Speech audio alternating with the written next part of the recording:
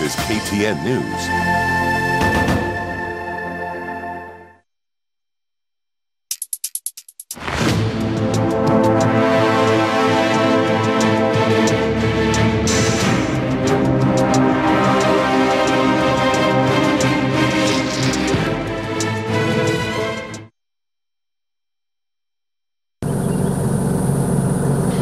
This dusty road and a flock of goats crossing the road outrightly paint a picture of this region.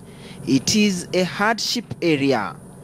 This is Tharaka, one of the 3 constituencies that together form Tharaka Nithi County.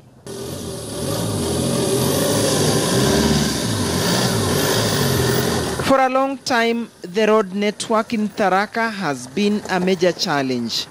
The affected areas include the Marimanti, Kiamorokima, Kadhangasheni stretch. For instance, here along the Karwa-Gatunga stretch, there is no bridge linking residents to Karwa market.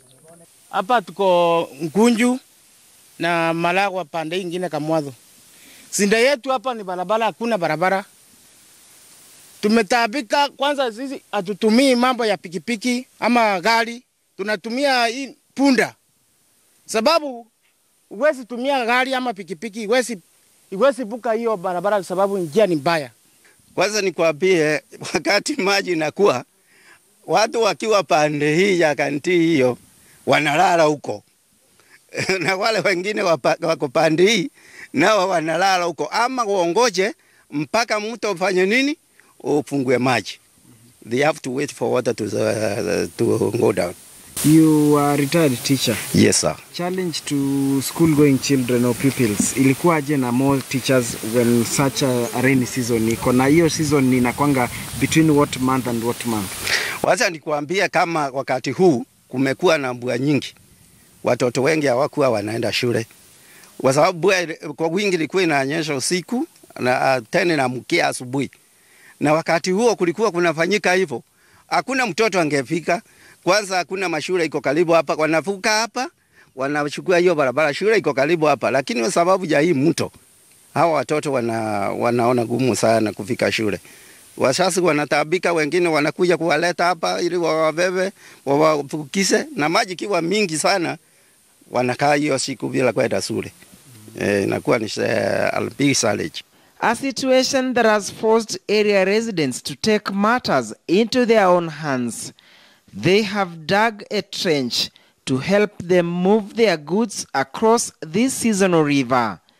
Kwa barabara tunatoa vijana na wazee wetu walime, alafu wakilima hiyo siku, hata watu ukimpea chakula inakuwa ni kama unampembelezea sababu anakuwa amechoka.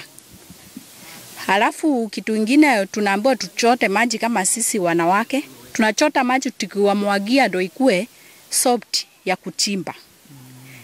After kuchimba ndo wanasema kesho tena wataamkia watengeneze kwenye kumekuwa hakujenda flat kote.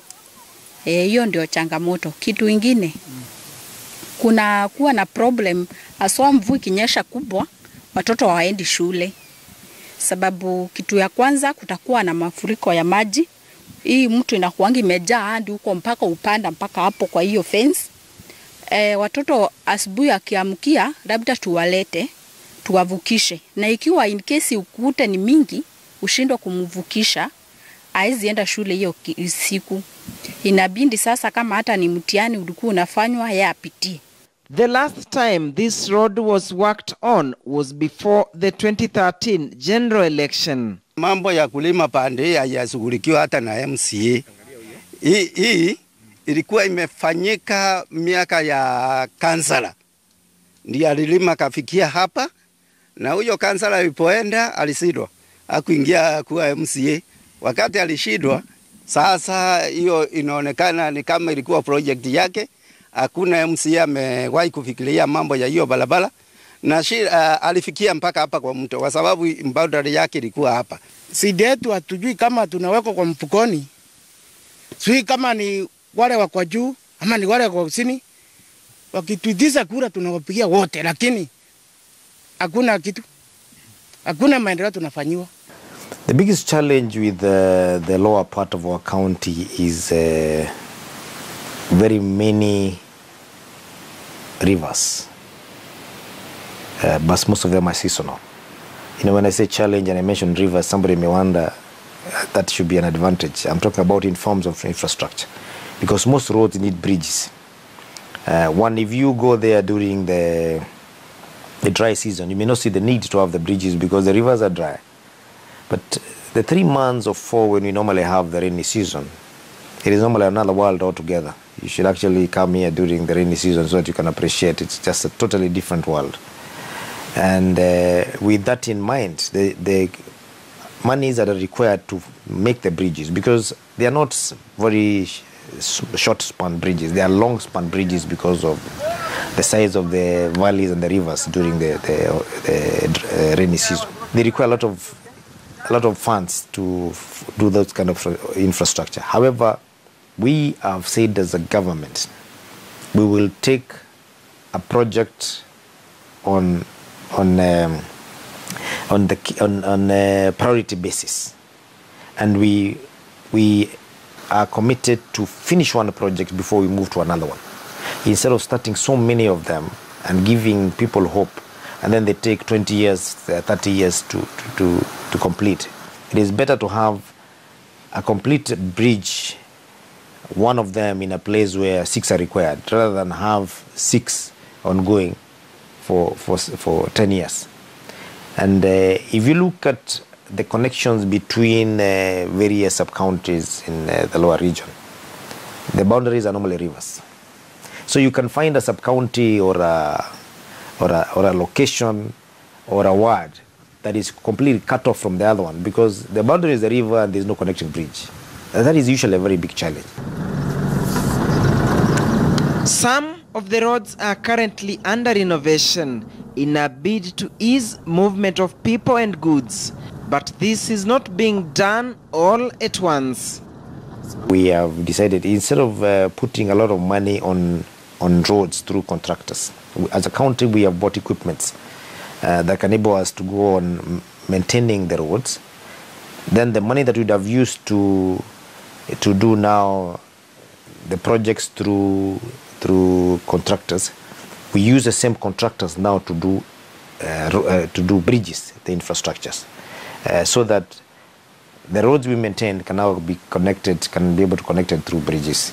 It's a challenge, one that we are aware that we need a lot of money, which we do not have, but we must face it, and we must ensure that the lower parts of the Tharaka Nithi and even those that are connecting us to the other counties, they should be having seamless connectivity in terms of infrastructure. Down south in Kamanyaki, Shiakariga Ward, flows the mighty Tana River. The river is a blessing, but at the same time, perhaps their biggest undoing.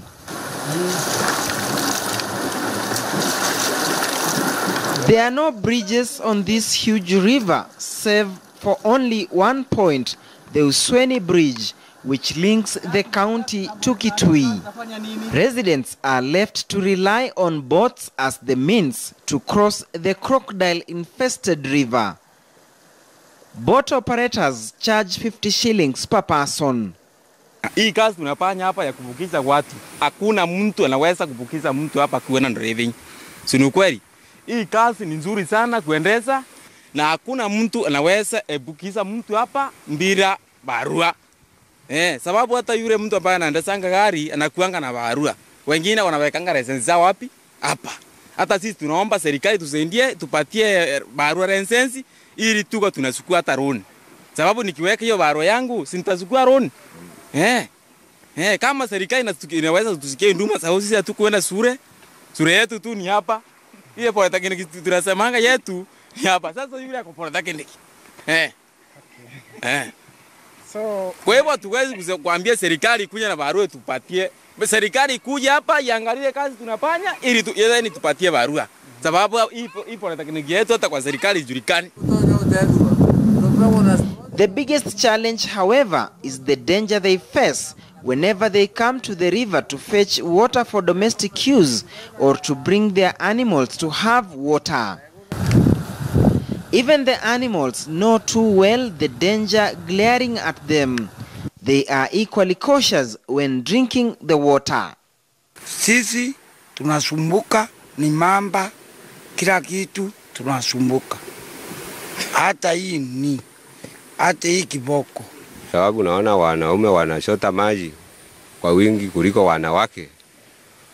Wanaume ndio waangalifu sana kwa sababu wakati tunataka maji, tukipika kwa mto tunaangalia fande. Tukarusha mawe kwanza. Maana hiyo mambo inakaa huko ni hatari sana. Tunakaa hizo kila wakati tunashota maji. Maana ukirara kwa darasa na kumamia na kuweka kwa maji, huwezi kuangaliwa tena. Kwa mfano mwaka uliopita kuna kijana wetu walipoteza maisha kupitia mamba, na kuna mwingine aliponea chupu anaitwa Devendine Magiri, na kuna wengine wanakuliwa mpaka wanaisha kabisa, kama mwingine anaitwa Mzee Njagi. Water everywhere along the river Tana, but not even a drop to drink, because of course you have to weigh between losing your life to a crocodile and traveling long distances to fetch water from maybe a borehole. That has been one of the biggest problems in our communities that neighbor Tana River, both on the side of Kitui and Tharaka Nithi. We are committed to give infrastructure to that particular zone. Really, it's a zone without proper roads, without electricity, without mobile network, and without water, which makes delivery very, very difficult. This next 4 or so years, we have plans and programs to ensure that all those things are sorted out. According to the governor, the terrain of the area has made it difficult to arrive at viable solutions. But the biggest problem with the water, if you look at that region, it is also mountainous. So that even extracting water and having it flow by gravity is a big challenge because of the mountains and the valleys. So that if you serve one village in the valley, then the other one on the other opposite side is a problem. So we have a total solution to the whole problem in partnership with the donors like Red Cross, where we are putting some money, and Red Cross is also coming in with some money and technology to be able to have river extraction and put storage tank up at the hills, and then we let the water flow by gravity. But this water cannot go up unless we have a pumping system, and of course, in the absence of electricity and the cost, we are resorting to solar technology, where we'll have solar-powered pumps that will take water up to the mountain and then let it flow by gravity. If you notice along the river at the moment, we have some few points that we have done as a pilot as a county, where we are having river extraction, and we have water, we have panels and high-risk tanks. Then we serve several kiosks in the radius of about 6 kilometers. They say water is life, but for the residents of Kamanyaki in Chakariga Ward, Tharaka constituency, this water behind me means both life and death. Any visit to this water point could as well mark the last chapter in life. Crocodiles can strike any moment. In a bid to address the predicament, river extraction is being done at Kiamorokima, Kaanwa and Usweni to extract water from the Tana River using solar-powered panels to pump water to kiosks along River Tana and to boreholes. The water is pumped into these blue tanks, dotting the landscape, enabling residents to have safe access to water. We want to see whether that water will be able to survive throughout the year, so that we are sure that the water levels are not affected by the dry season. And then we roll out some more. Because if we decide to give our residents just one water project that serves all. It is, unless we have those big grand falls, falls, it is a bit ambitious to think that we can have a solution that is one size fits all. It's a bit difficult. That is why you'll find one area is a borehole, another area is river extraction, another area is rock catchment. Hizi tanki zimejengwa juzi haziwezi saidia. Juu sahii kwa mfano, sasa kwa mfano hapa tuko ni just 100 meters mahali imewekwa na mto Tana ikiwa hapa. Na hakuna mtu anaweza sota kwa tangi hapo. Wengine wanahitajika kushota haraka juu pale tanki zimewekwa kutakuwa na msongamano. Na hapo kiingia kwa mto direct hata kama ni watu 10 wanatosha maji. Despite a solution slowly kicking in, residents still believe they are not out of the woods yet. There is still a headache.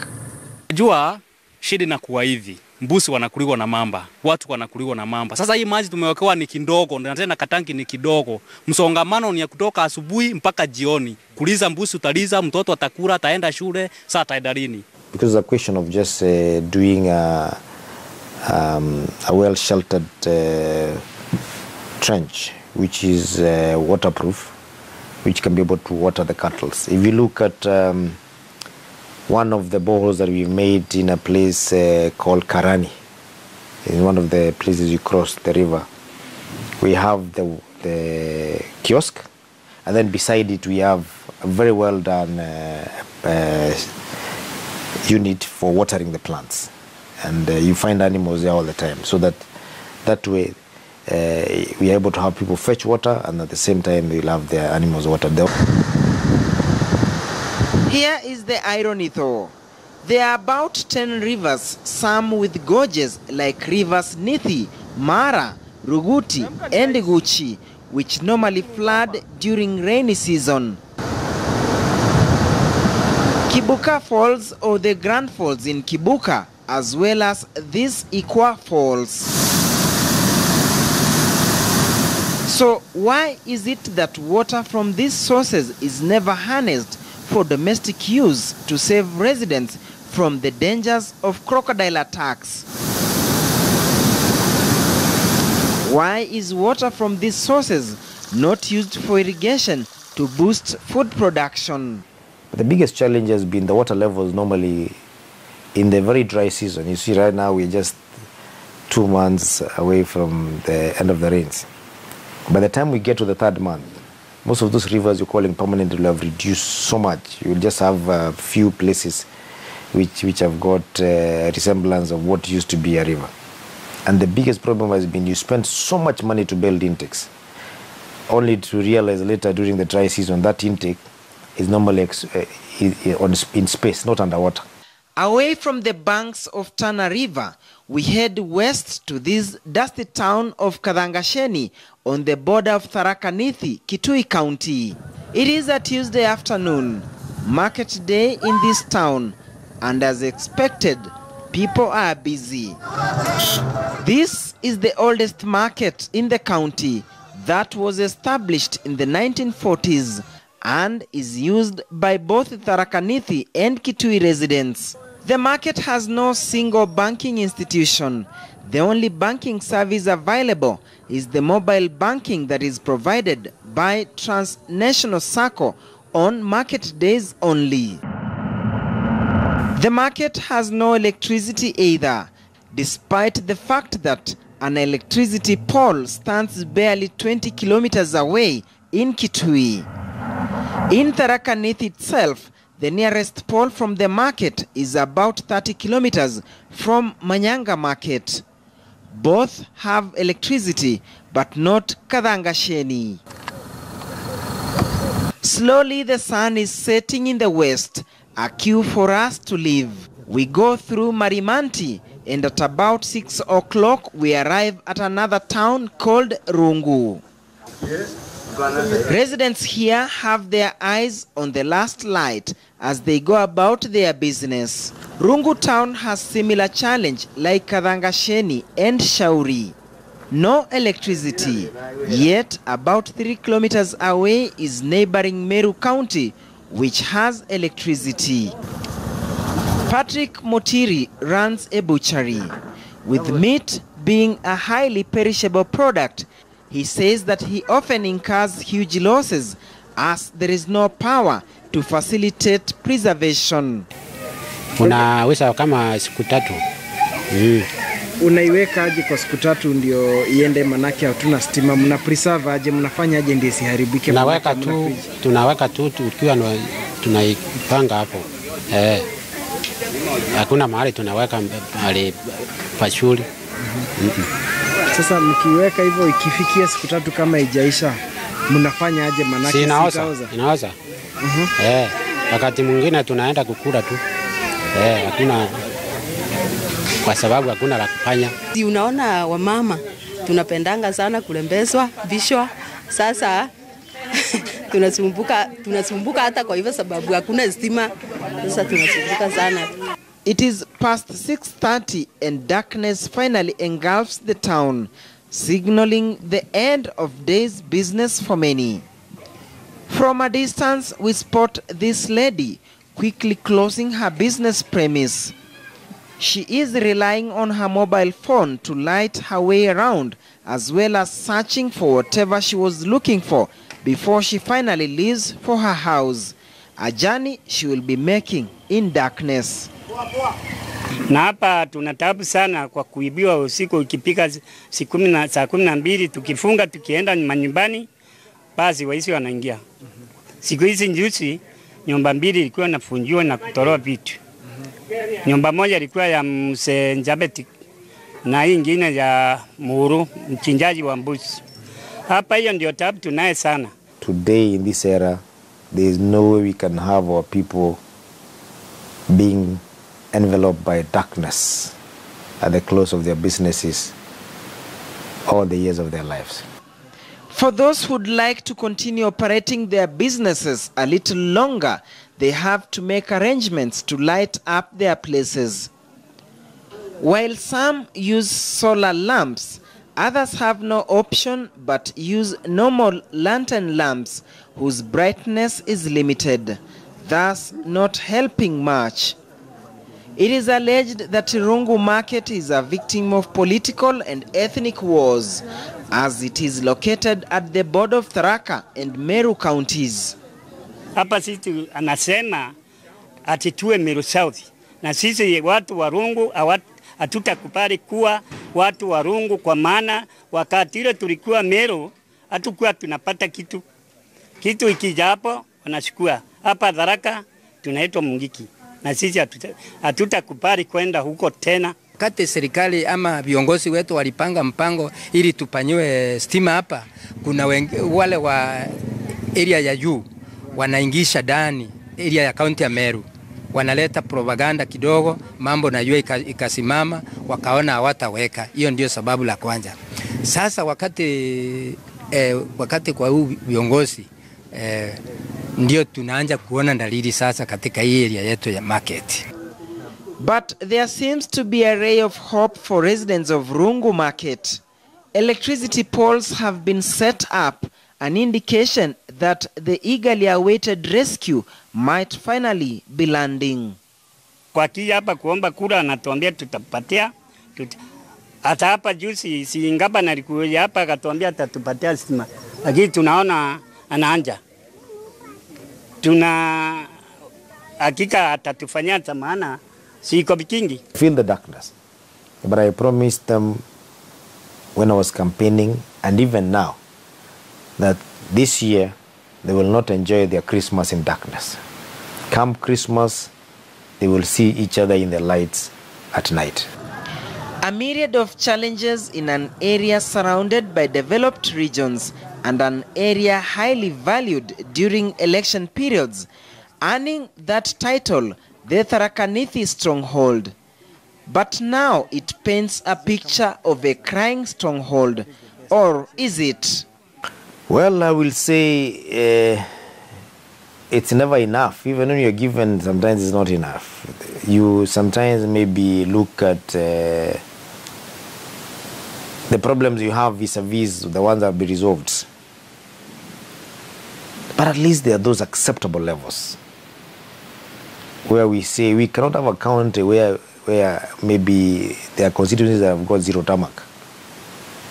We cannot have a county where people are still fetching water in the rivers today.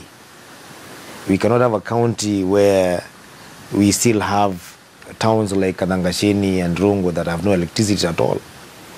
We cannot have a county where the county headquarters is on mud, you know.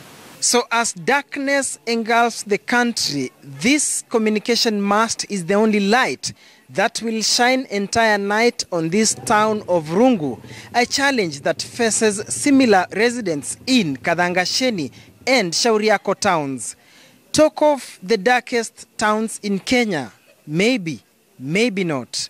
Duncan Hemba, KTN News, Tharaka Nithi County.